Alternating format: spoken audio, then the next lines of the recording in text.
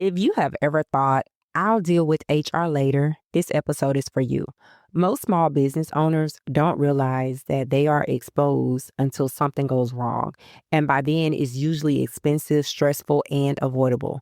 Today, we're talking about the hidden HR risks entrepreneurs overlook and why ignoring them doesn't make them disappear.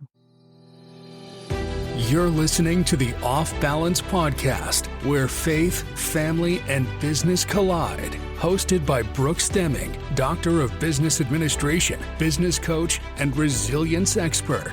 Each episode features real-life conversations to help entrepreneurs like you build resilience and lead with confidence.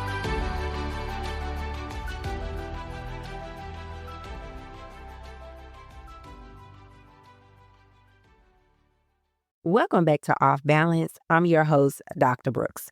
This podcast is for entrepreneurs and professionals who want structure, clarity, and sustainable growth.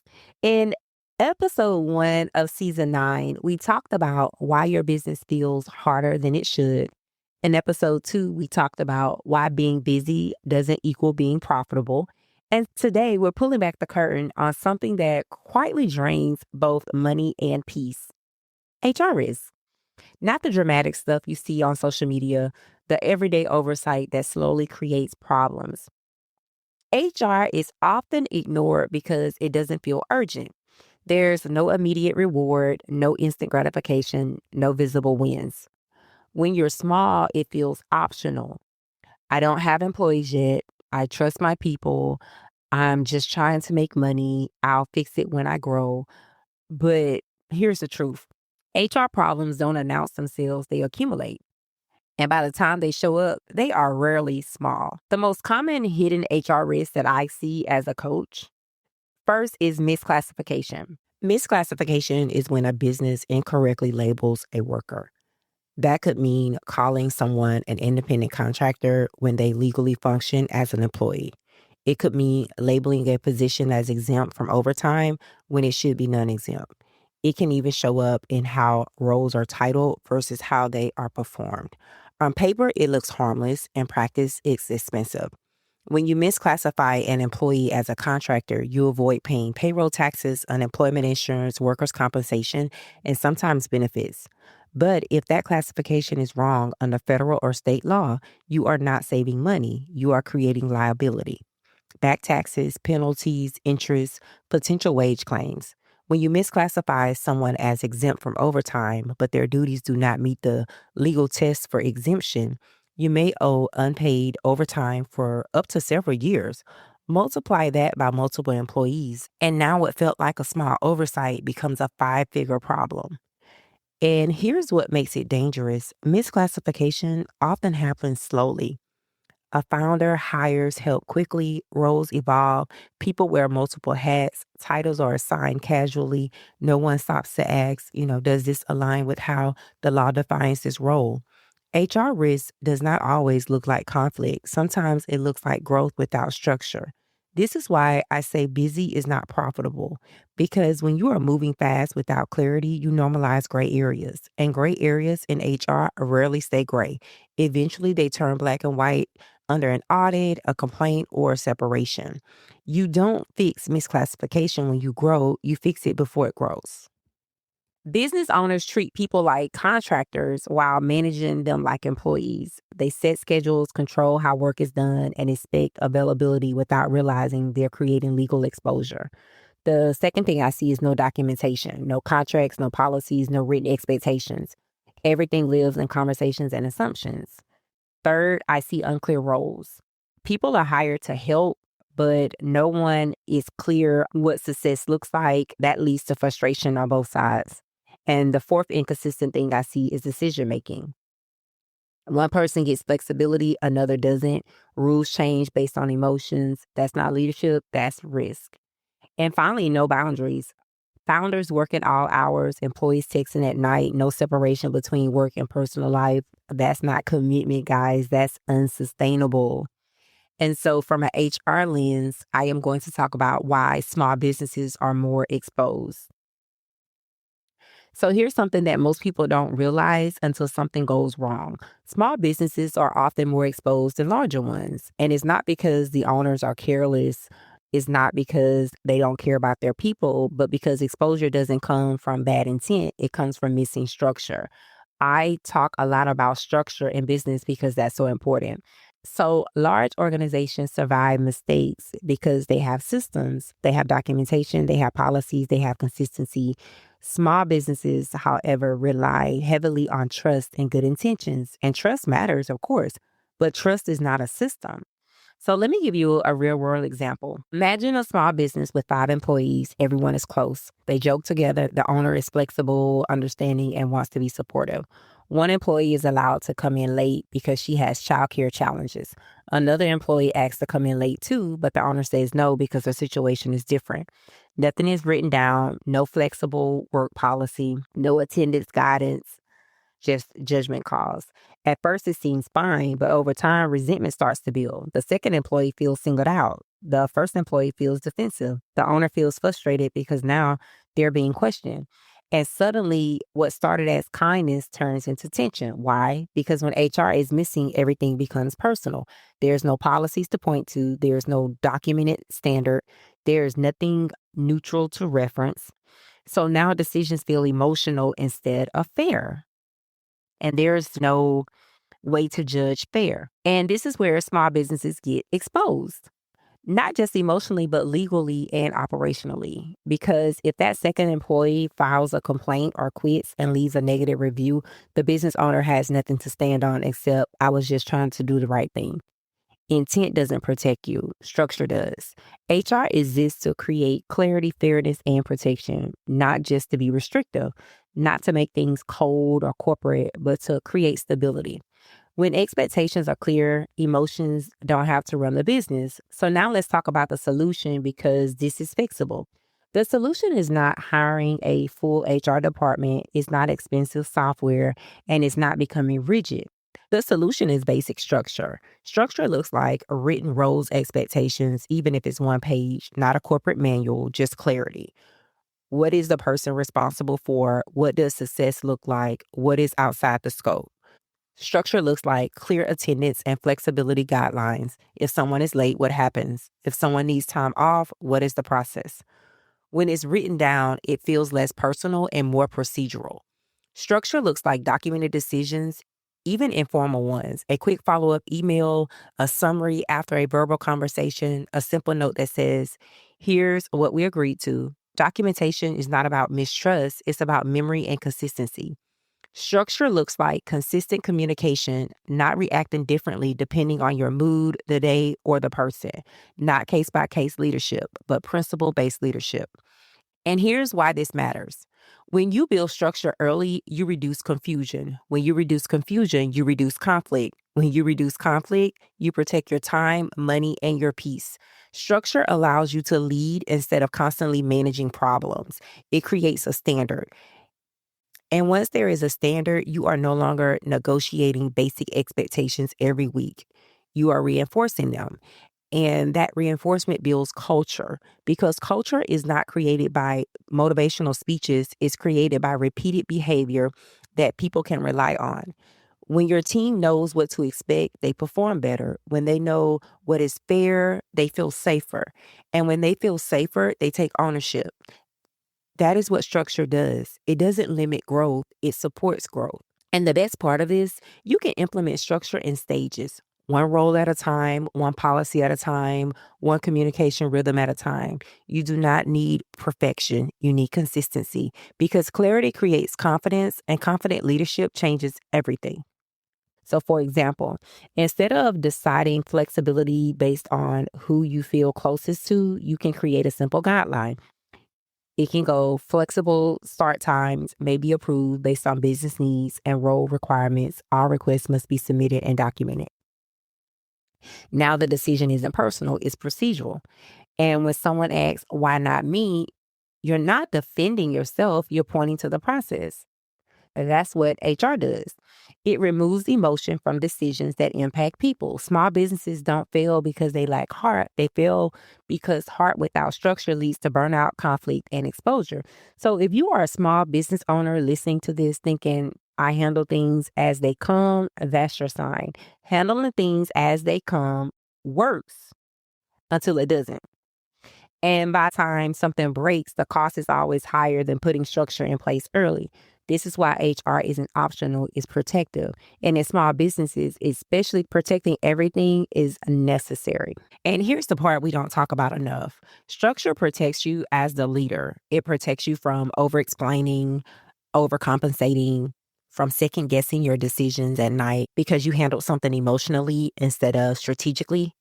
When there is structure, you do not have to rely on how you feel in the moment. You can rely on what has already been established. It also protects your team from favoritism, from inconsistency, from confusion about what earns reward and what earns correction. And when people trust the system, they stop testing the leader. That is when your energy shifts. You move from constantly putting out fires to building something sustainable. You stop reacting to personalities and start reinforcing standards. You stop managing behavior and start leading vision. Structure is not the opposite of heart. It is what allows heart to exist without chaos. Because when the foundation is stable, creativity has room, innovation has room, growth has room. And if you are serious about scaling, about impact, about building something that lasts longer than the current capacity, then structure is not optional, it's foundational. Clarity creates confidence, confidence creates momentum, and momentum is what allows businesses to grow without breaking you as the leader in the process. So now we're going to look at it from a coaching lens because I want to talk about the mental weight of risk. So, from a coaching perspective, hitting HR risk doesn't just create operational problems, it creates mental weight. And most business owners don't realize how much of their stress is coming from things that they haven't named yet. The kind of risk shows up as low level anxiety that never fully turns off. And so basically, you can't always explain it, but you feel it. You hesitate to hire, even though you know you need help. You delay difficult conversations because they feel emotionally expensive. You overextend yourself because doing it yourself feels safer than trusting someone else. And you tell yourself that you're just being responsible. But what I see as a coach is something different. I see that anxiety isn't random, it's not a mindset problem, and it's not a confidence issue. It's your intuition telling you the foundation isn't solid yet. So let me give you an example that I see all the time as a coach. A business owner says to me, I know I need help, but I'm scared to hire the wrong person. When we slow that down and really look at it, it's not actually about the person, it's about the lack of structure. So there is no clear definition of roles, no documented expectations, no boundaries around decision making. So hiring feels risky because everything still lives in the owner's head. So, from the RISE perspective, which is my coaching framework, this is where leaders get stuck between being capable and being overwhelmed. So, let's break it down.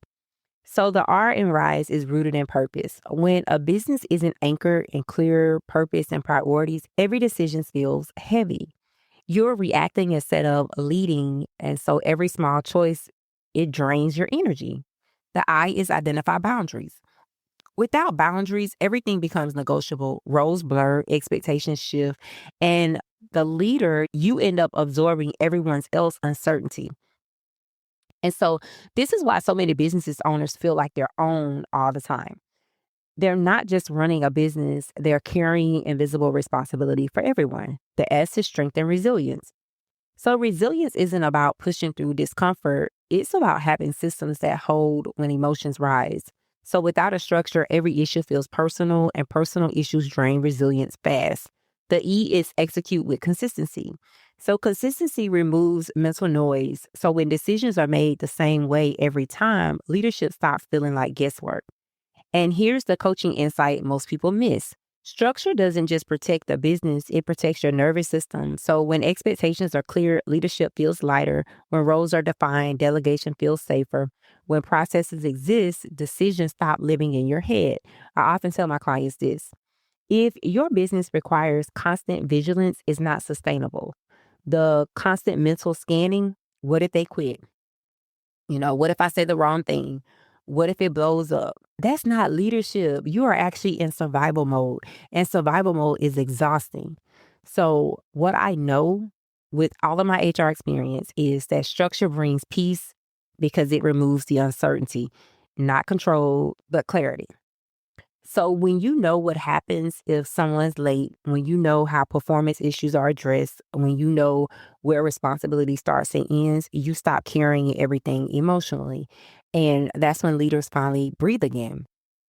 So, if you are listening and realizing that your stress isn't coming from the workload, but from uncertainty, that matters.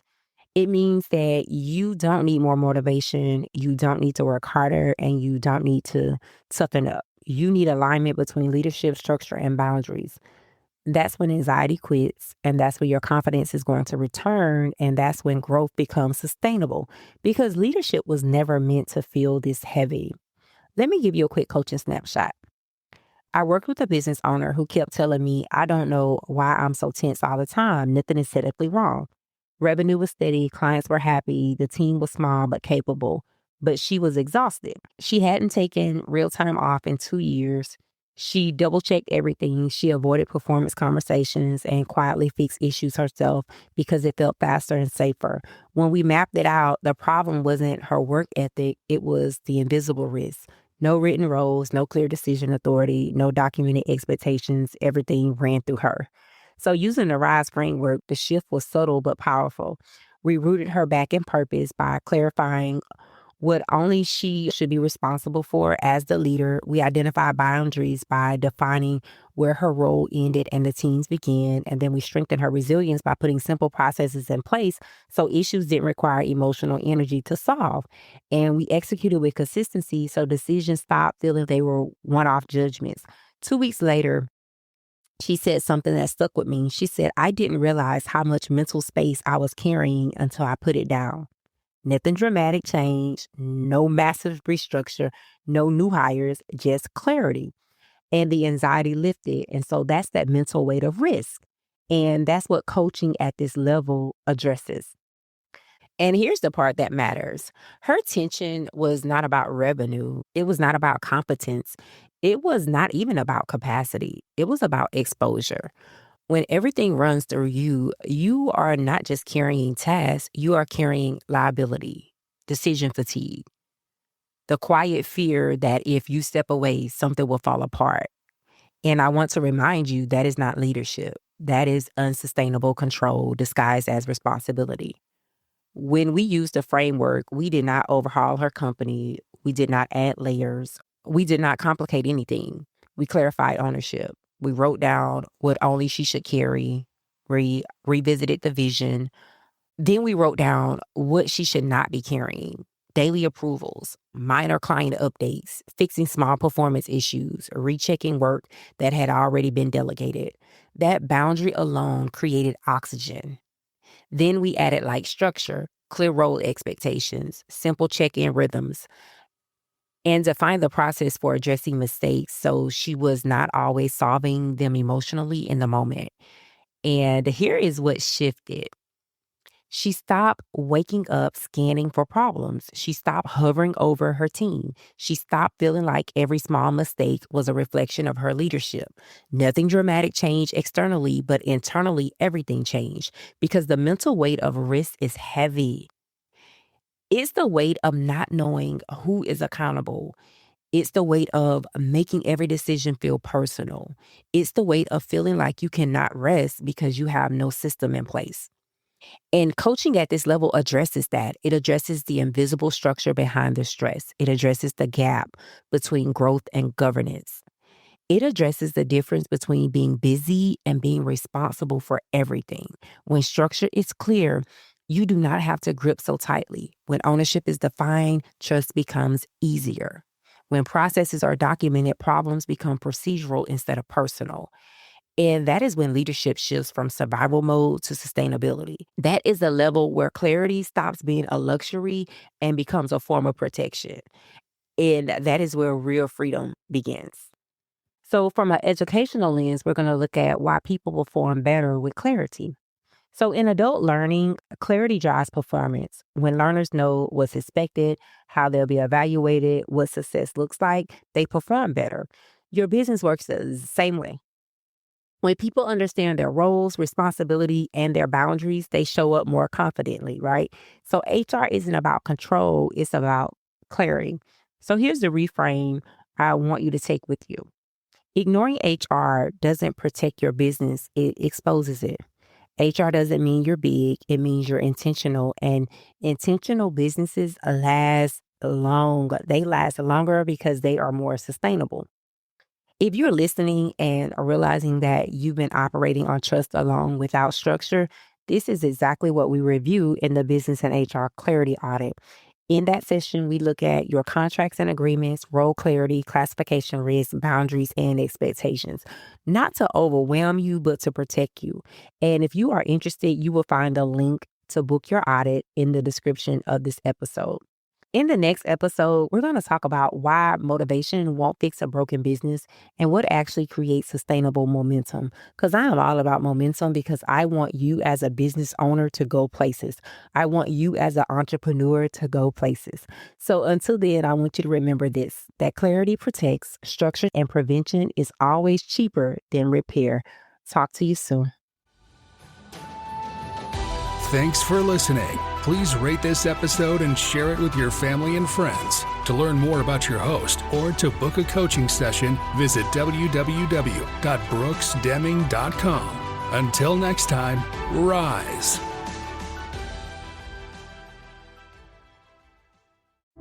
Hi, I'm Tiffany of Tiffany Brown Designs. With over 20 years of creative experience across industries, I create and elevate brands one design at a time through intentional graphic and brand design, polished film and video editing, and creative artistry.